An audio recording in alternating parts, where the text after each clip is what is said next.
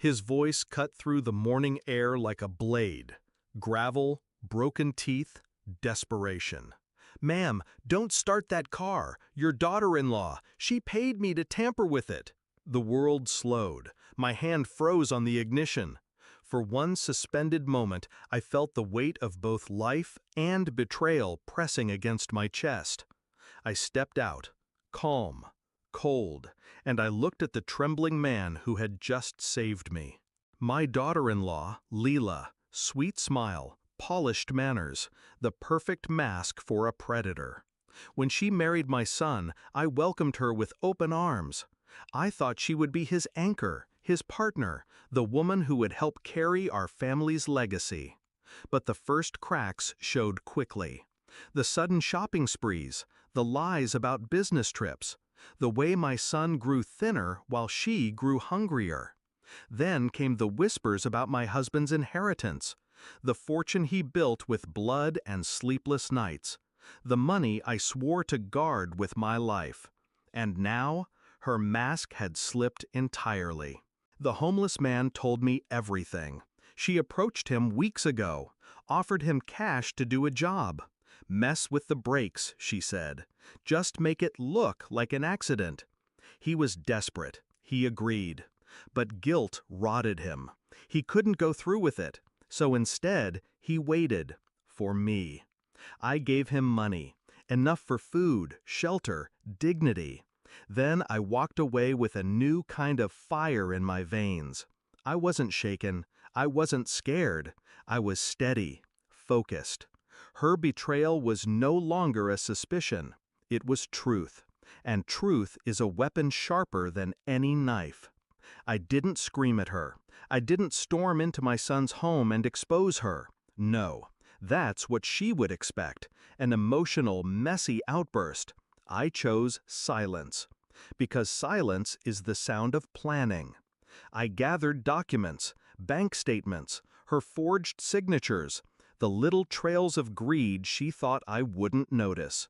Piece by piece, I built my case. Not for the police, not for lawyers, for the inheritance meeting, the one place she believed she had already won. The day arrived. The air smelled of polished wood and expensive perfume.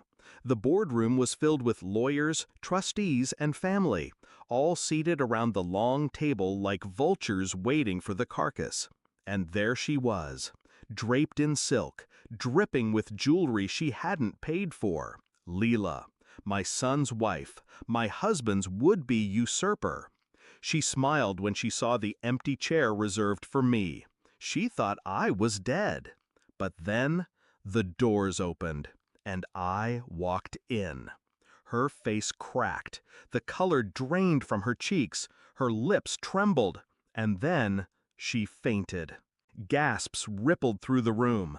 People rushed to her side, famming her, calling her name. I remained standing, steady, watching. When she stirred awake, her eyes met mine, wild, terrified. "You," she whispered, shaking. "Yes," I said softly, "me." I placed a folder on the table. Documents slid across polished mahogany. Receipts, transfers, her forged attempts to access accounts that weren't hers. And then, the testimony. The written statement from the homeless man she tried to use as her weapon. The trustees leaned forward. Murmurs filled the air.